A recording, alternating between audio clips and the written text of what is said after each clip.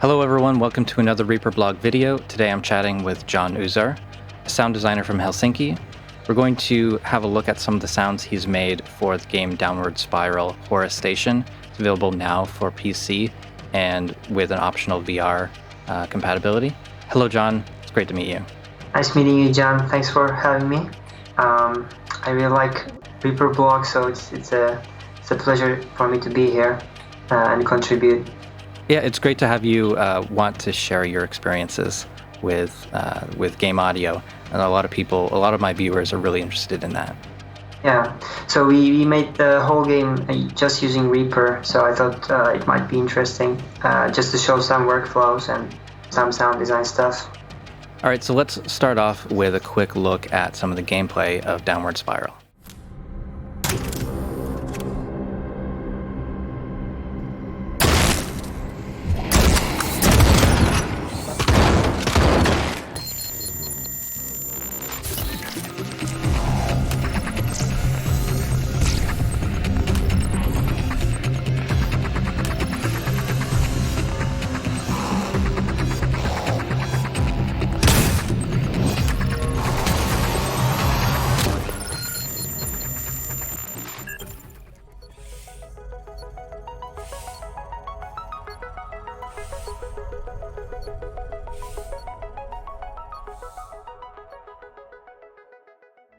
Can you tell us a little bit about the game team and why you chose Reaper to do all the sound for your game? We were quite a small team and we had a short development cycle. So we needed to find a very efficient workflow to cope with the scale of the game, because it's a rather large game. And I was mostly working myself and my colleague Mikko Kolehmainen. And we have the music outsourced, composed by Ville Valo. Using very strict guidelines and good planning, and Reaper's customizable and efficient workflow helped us a lot to deliver the project. Excellent.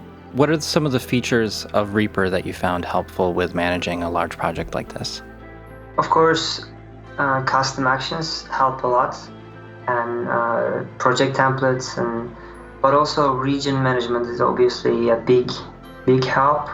Especially in game audio, you have a lot of different parts of a certain sound event, and you need to be able to easily manage those high quantity of assets and categorize them.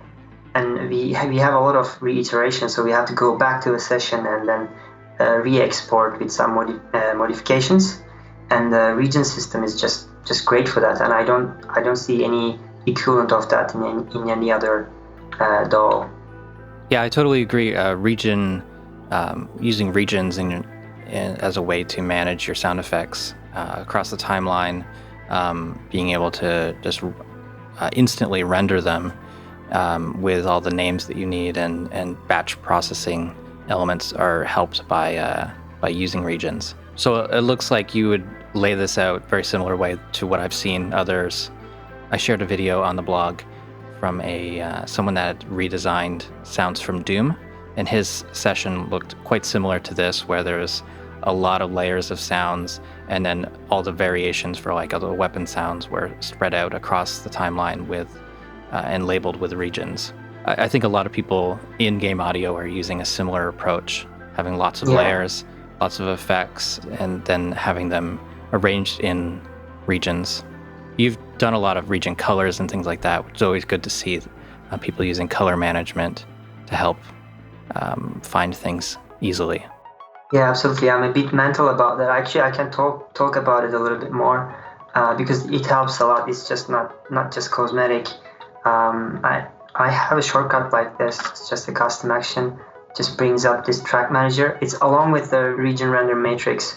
I find it really useful because this huge session, it gets pretty mental if you try to work with all the tracks layered there all the time. So I just do a thing like this. Just if I'm not using on this group of sounds, I just take them away from the arrange window and this type of things. Having this region marker manager here is also helpful. Also, I must say that the track layout here that I'm using, helps me with the region naming. I have this custom action that I'm gonna just quickly demonstrate. I'll just copy paste these sounds here. Sure. And basically what I do is I select track and then also the items. Mm-hmm. I have my shortcut here, so basically it takes the color and the name from the track and makes a region as long as the length of these items. Oh, that's really interesting.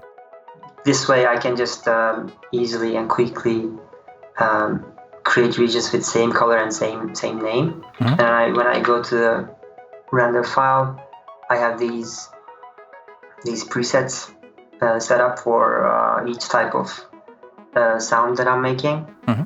So I don't have to type in a name, so it takes the names from the project and takes the other wildcards. So I find it really easy to use. I know that some other people are using some external toolkits like X-Frames or was it Hade? Those guys region packs that allow you to have more features with the regions. Mm-hmm. But I didn't have those in this project, so I had to create some custom stuff to make it a little bit faster. I can show the action if you want. Sure, let's see it. So it's first sets the time selection to the selected items and inserts a dummy media item to the selected track. And with that action, if you have a time selection, it's going to be the length of the time selection, and that will also get the track name. Is that right? Right. Okay. Well, that's going to happen actually here in this script by X-Frame. Okay. It creates this region from selected take and track name based on the item. Okay. And then it removes that dummy item. The reason why I'm using this dummy item here is that because if I close this for a second, as you can see, there's nothing here on this parent track. Mm-hmm. So there needs to be something so the script can take the name and the color from this parent track. Okay. If it makes sense to you. Yeah. Yeah, so that's one thing I do, but I have other region management stuff as well. Like, for example, I have this contextual toolbar here, the ruler. Okay. If I have a lot of regions that are kind of sharing the same timeline, like this, for example, if I make a region here, let's say I make another region here later. So now these numbers are all messed up. Yeah. So just orders these region numbers and small things like this, Yeah. but That action was the SWS marker that utilities. That is true. Renumber region IDs, I think it's called. I use that quite a lot as well. I think that's enough about region management. Other than maybe navigating between different regions, do you usually use the region manager or do you use keyboard shortcuts to jump between regions? I either use the region manager like this. Yeah. Or I have this screen set, which has the navigator here. Okay. I just simply manually do it like this. I like to jump between markers and regions using the square brackets. Okay, yeah. And I just got in the habit of doing that. And also my control surface has buttons that will do that, which is pretty nice. I always want to do that. I have the shortcuts and everything, but end up not using them for some reason. What's different about making sounds for a game that's going to be used in VR? Yeah, so in VR, everything is spatialized, meaning that it uses 3D audio. And with the current technology, it's always changing, but with the current technology, the workflow I find the most useful is making mono exports of everything that will be spatialized in the game engine. Okay. That means that the stereo sounds that I want to use had to be dual mono. That was a challenge because in Reaper there's no native dual mono export as far as I know. There isn't. So, yeah. okay. So I wasn't doing this for no reason then. So I was using these AB or left-right bounce buses. Okay, And let's have a look at that in the screen share. Yeah, that's one thing that you need to take into account. And also, when designing sounds for VR, Doppler shifts is quite important. So you need to be careful how your high frequency range is being processed in the game. This doesn't happen a lot in the DAW side, but just something to take note of. And also, just because of the processing and the memory requirements of VR games, I went with 44.1 and 16 bits instead of 48 and 24 that I normally prefer. Okay. Yeah, so most of the differences I see are technical.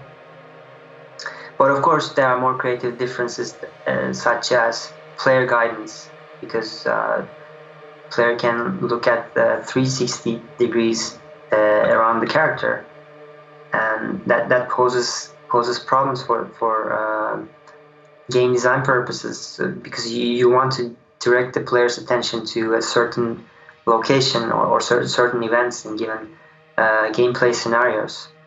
So I had to put a lot of elements to actually guide the player in certain situations. So can you tell us more about the AB buses that you use for exporting mono? Yeah, as I mentioned earlier, there's no dual mono export in Reaper. So in most sessions where I'm using where I wanted to export stereo content, I created these buses and just routed the content there and take the export from these buses. And basically what I did is just having this template, track template, and very simple.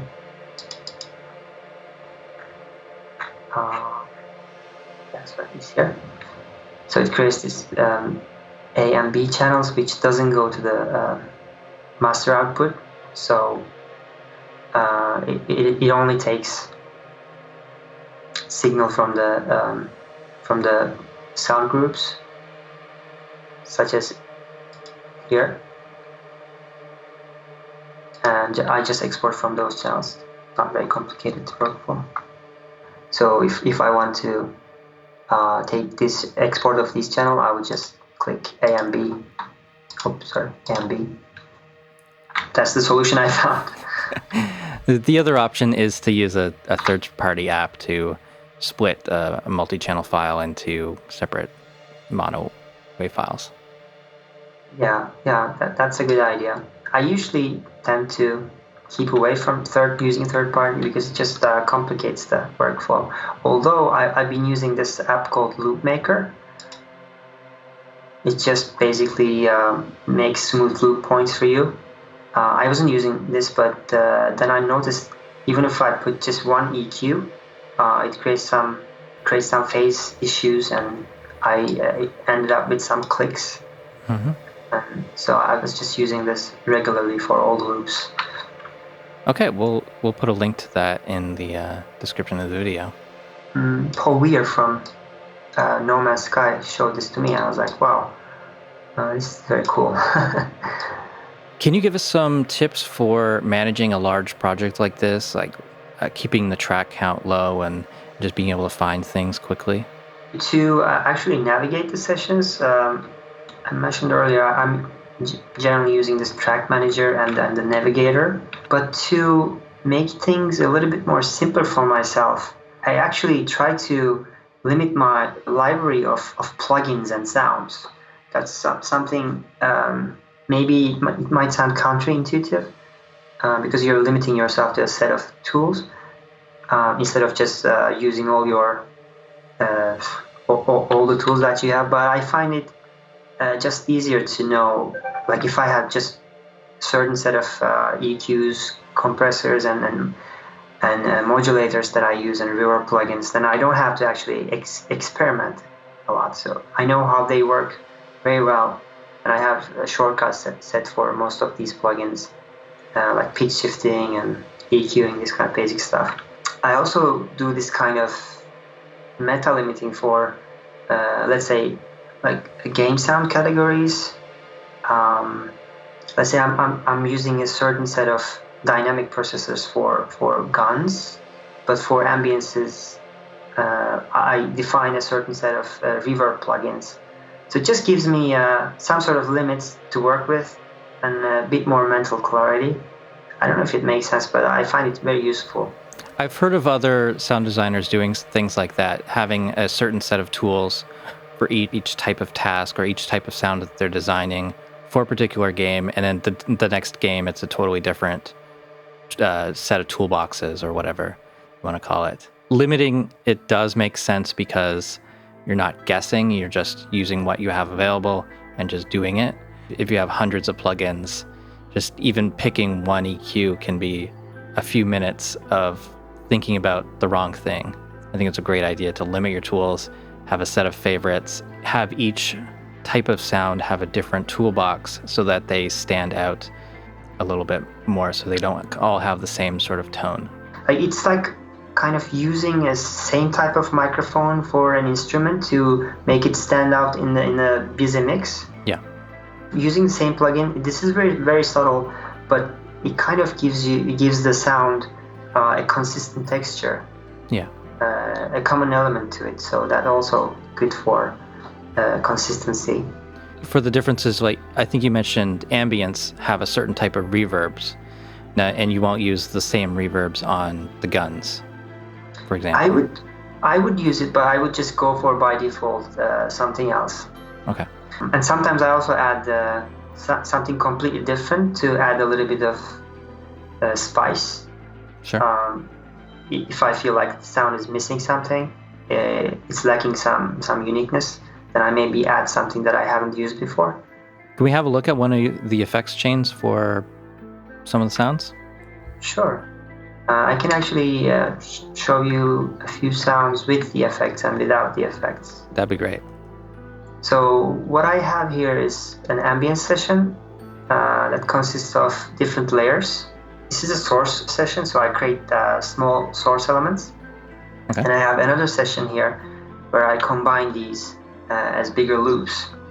So here, this is the low frequency part of the sound. Just here an example.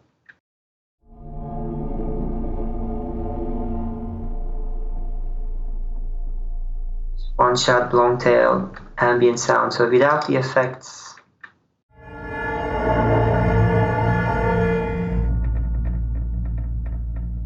Recording of a metal object with a contact mic. Okay. So what I have here is some compression. I usually use just default recomp and re-EQ a lot and pitch shifting. I modify the transients. I pitch shift a little bit, not too much, playing with the formants. I used a lot of tone boosters plugins in this project. This is one of the plugins that I use for ambiences a lot actually, because it gives quite musical results if you set it to the right settings. And to just add some convolution and filtering, I use trash a lot, isotope, some EQing, modulation, more modulation, and some dynamic EQ, again tone boosters. Yeah. And some tuning for setting the tuning with the music. Interesting. Well, what's your thought process for putting those plugins on there, like choosing that effects chain, and which of those makes the biggest difference to you? First, I start with kind of cutting the rough edges from the sound. So like compression, transient. I usually have an EQ as well there just to cut some frequencies, but here I didn't need it. And then I just try to get the right pitch. And I think the bulk of the texture comes from this reverb sound here. And then I just add more texture and movement to it with just some modulation. And after all these modulating and time-based effects, there are usually some problems in the frequency range. So I again fix those. Then I would usually have a limiter as well, but since it's a source session, I don't have those here. But we can look at those mastering effects on this other session in a bit. Sure. This is actually maybe a bit more interesting processing. Okay. Okay. So it's the high frequency content. And without the effects, it's actually just this. So that's totally different. Yeah, that's totally different. So the effects process here is a bit crazy, but it actually changes the sound a lot. So just some delays and a lot of modulation, again some reverb, some Doppler effects, convolution, and more reverbs basically. Yeah.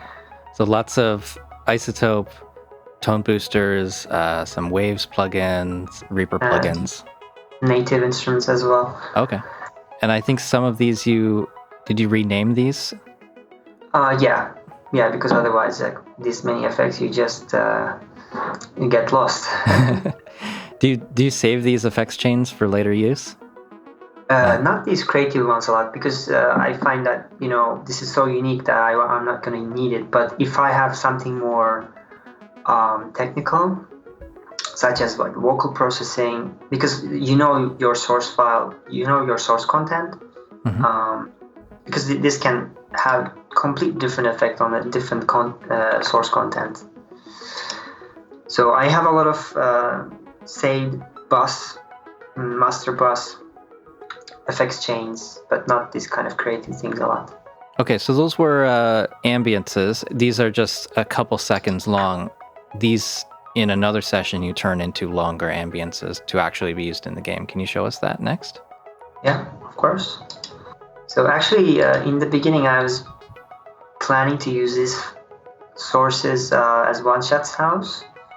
But in the game, it was not so straightforward. So just to simplify things, sometimes it's better to use just simple exports and keep things simple, because at the end of the day, you have so many other tasks to do. What game engine are you using? For this one, we used Unity engine, and we were using some native audio tools to implement the audio. And I see modulation on some of these things.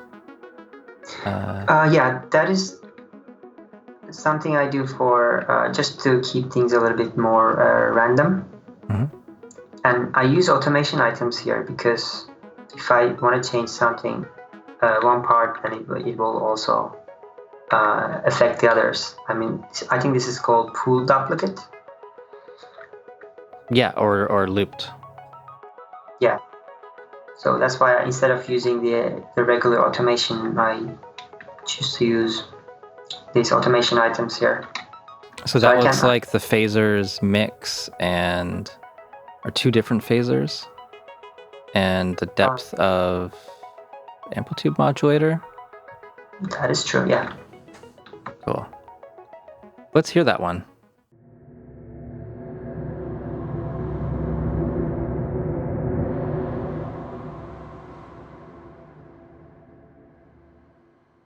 Let's hear the whole ambience, like everything together. I also have this other loop here. I have to take that too.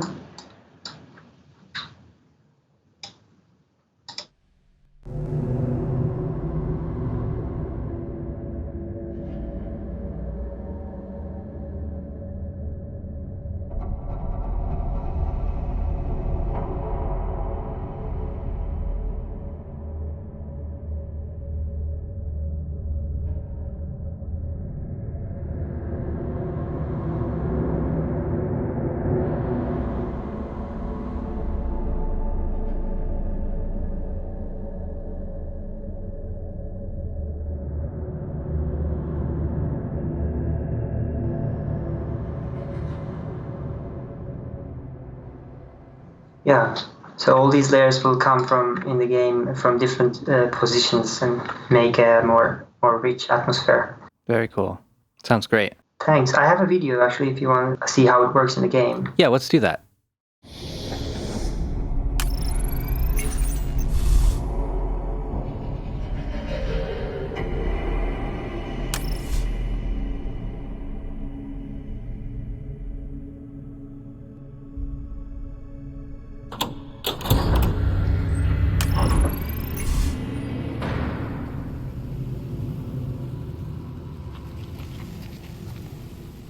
Okay, so that was the ambience sounds and how you make them. Let's do a different type of sound effect, the bolt sprayer. Yeah, so this is a shotgun type sound, and this is one of the first powerful weapons you get in the game. It needed to sound quite satisfying and powerful, but the trick was that it's called bolt sprayer because it's actually not a weapon, it's a tool. In the lore of the game, so it had to sound like a tool, not just a weapon, but still be powerful. So I needed to do a lot of different, use a lot of different layers and testing, and we had a lot of different iterations for it. If you look at the sessions, and it has a lot of different parts, so it has single fire mode, and there's a multi-fire mode which was dropped later on, and reloading and switching firing modes, dry fire, equipping the gun. So all of them are in the same session. Maybe you want to look at the, let's say, fire sound and just see how it's layered down here. Yeah. So let's see how it sounds. There's dry, there's no reverb because the reverb comes from the game. Okay. As you can see, there's like this blast impact part of it, and there's this mechanical layer combined. But how I actually separate this is, if you listen again, there's this first initial pump, and I call it initial. And if I solo that, it's just this first initial transient that drives the action, and then the main impact comes a tiny bit after that, which is the core of the sound.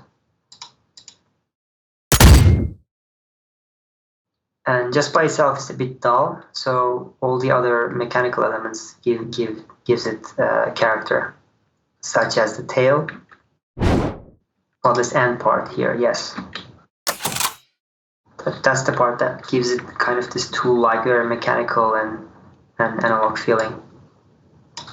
And what I use here are some actual weapon magazine sounds, and some additional clicking sounds. Those are from weapons or from... Some weapons and some other, like tram station control. These are library sounds that I mostly use. There's this air part as well because it works with air. So it's by itself, it doesn't sound very good, but it adds quite a bit of character there and combined. And on top of that, I have this more digital sound there, just to give a bit more sci-fi feeling. Does that track say tiger? Oh yeah, that's a tiger.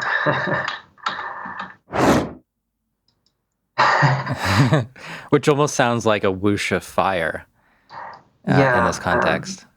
Interesting. There are other variations as well. Just these are layers that I added later when I made the bulk of the sound. It just didn't sound very violent. It just missed something. I was just experimenting. I just added some explosion there as well. Just a kind of clean sample that gives it a bit more character. When you fire the gun, this is the sound that you hear. But then the reload sound, it gives the weapon quite a bit of character.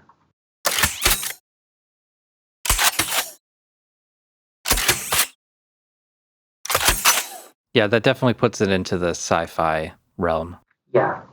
And again, the air characteristics here, and a lot of clicking. You also have these more simpler elements, switching the fire mode.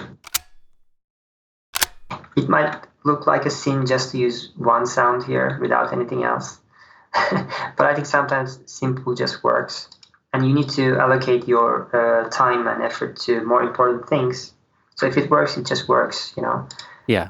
I'd rather use my time making this reload sound really unique and just use something that works here. Yeah, you don't need multiple layers for a button press, usually. Yeah. And then dry fire sound, same type of thing, very simple. And then when you equip the gun, that's when you're taking it out of your inventory or switching weapons? Yes, cool. Or when you grab it for the first time. A lot of the sounds that I use here actually are library sounds because it's just efficient in this kind of project. But I tend to record more performance-related sounds myself, such as Foley or movement. But for these kind of big effects, it's just easier to use your library, unless you have a lot of time. Definitely. Very cool. Now let's see in context of the game.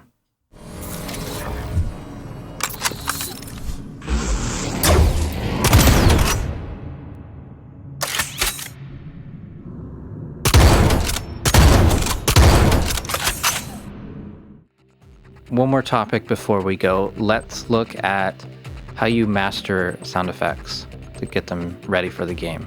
I have different FX chains for mastering, and I pick some of those for different type of sound effects based on like how loud they are or how their dynamic features are. Are they like soft attack and soft release or very transient sharp sounds? But in this case, I use this chain. It's very simple. I'm just gonna play this sound. So I try to keep the level that is going to the parent channel not too high. Actually, this is quite high. I usually use it a bit lower. So I just compress it just to glue things a bit. In this one, I compress it a lot actually. It's compressing 5 dBs. Then I use a bit of distortion. Usually it's just saturation. Sometimes I use one of these like voodoo, sound voodoo plugins or sound magic plugins, however you call them. I have this character. It just makes the sound a little bit better. I don't know what it actually does, but it usually makes it better. But I try to be really subtle with it. Okay. And just try and listen if it makes a difference or not. If I don't hear anything, I just don't use it. I'm a junkie of this Barricade limiter 4. It's everywhere in my sessions. It's very affordable. It's a great plugin. Based on my loudness standards, I set the peak level. It can change. It can be like -1, -3, or -6 based on how quiet or loud the sound should be in the game. And in conjunction with that, I have this. Let me go to my monitoring effects screen set. Yeah, I check the loudness based on my defined LUFS level. I'm using Tone Booster's monitoring plugin. I also have this isolate here, which allows me to isolate the low frequencies or high frequencies if I need them. VU meters. And something else I use is this iZone, which basically simulates or emulates certain scenarios. Like a lot of people will play this game with just flat panel TV speakers. So it's really important for me to understand like how it sounds. So it's gonna sound like this. There's no low frequency content, so I need to make sure that I do the right processing here to make it sound at least a bit more optimal in these settings. So it doesn't give you perfect replica of it, but it's very close. And I might actually have a separate session for mastering. But I have this actual mastering here, but then once I have sounds from a certain category, when I have all the sounds from a certain category, I just lay them on a separate session and do very little changes just to accommodate these scenarios.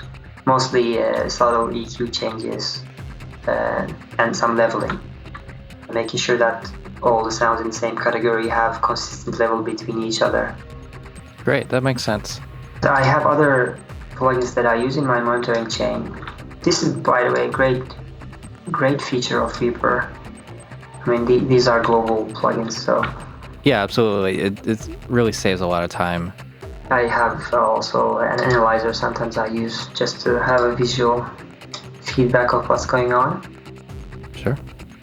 Yeah, I have my dimming EQ here, but I don't use that a lot anymore because I have this isolate here, which can dim as well. All right, that seems like a great place to end it.